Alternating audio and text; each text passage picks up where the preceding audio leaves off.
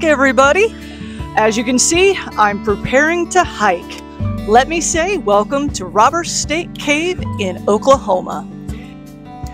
This hike to the cave is only about a mile long, and it only takes about an hour if you don't get lost, like I'm about to. But more on that later. As you can see, it's a really great path. The State Department has done great things with this path, and it's just a fun time. So if you're willing and able, I recommend this path. It's a 10 out of 10. If you're not able to hike very long distances, right at the beginning of the hike, there are small caves that you can explore and have fun with, or even if you have small kids. Now, there is an easy way to start this path. If you go the right direction, you will go up some nice, gradual incline. But if you start at the very end of the trail like I did, you can see there's lots of rocks, there's lots of steps everywhere. Some advice, go down all of this instead of going up it. Yeah, I got winded. After my short little breather there, I was welcomed by a pleasant surprise. Yeah, this was on the trail. I thought someone had dropped it until I investigated a little bit more. It is a geocache put there by the Boy Scouts.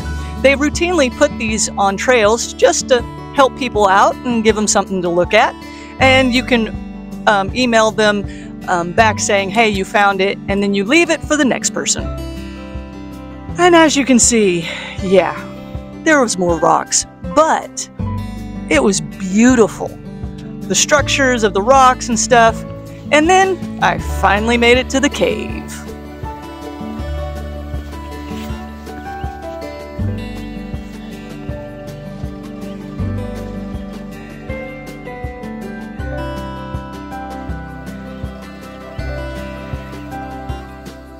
When I got there, you can see the cave was kind of full. So I took a breather, made sure to stay hydrated because it was a humid day this day. While I waited, I stopped and thought about who hid in this cave. It was one of my papa's favorite stories and gunman, Jesse James. Yep, he frequented this cave all the time. In and out of Oklahoma and Texas, he hid in Robber State Cave whenever he could, because as you saw the terrain, it's really hard to find anything in this forest, especially if you're on horseback. So Jesse James was a pretty smart guy. Another thing about this hike are the views once you get up to the cave and above the cave onto the cliff. I would love to come back to this state park during the fall when all the trees are starting to change. It would be beautiful.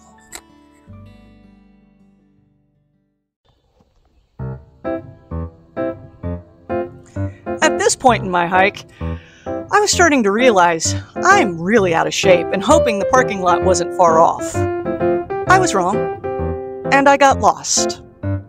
Yeah. As you can see, I was having my GPS on, and I wandered around for a little while. And there wasn't any markers on the trees because I couldn't see them. They were on the other side of the trees. I was doing this hike backwards. And thankfully, after 20 minutes of wandering around, I saw these hiking markers.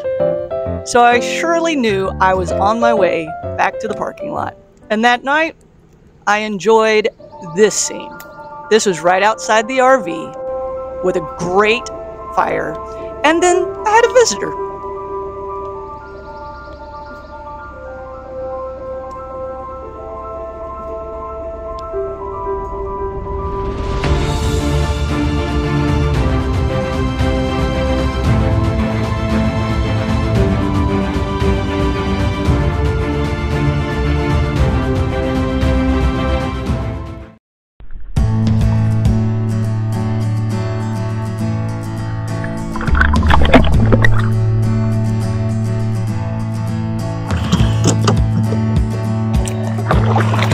Welcome back, everybody.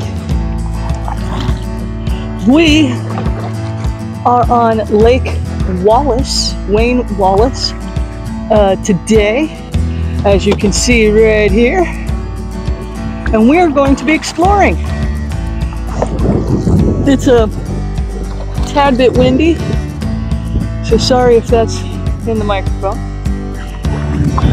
No fishing today, that's for a later date this week.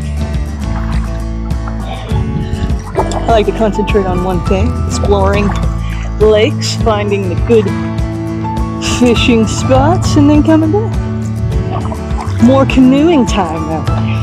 Yeah. So, as you can see from the map, Lake Wallace has two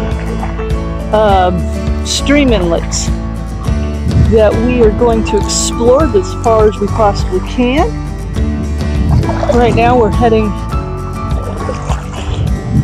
down to the dam, as you can see, to that little inlet.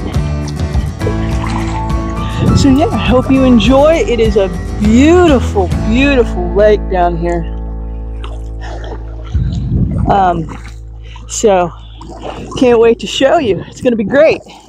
All right, here we go.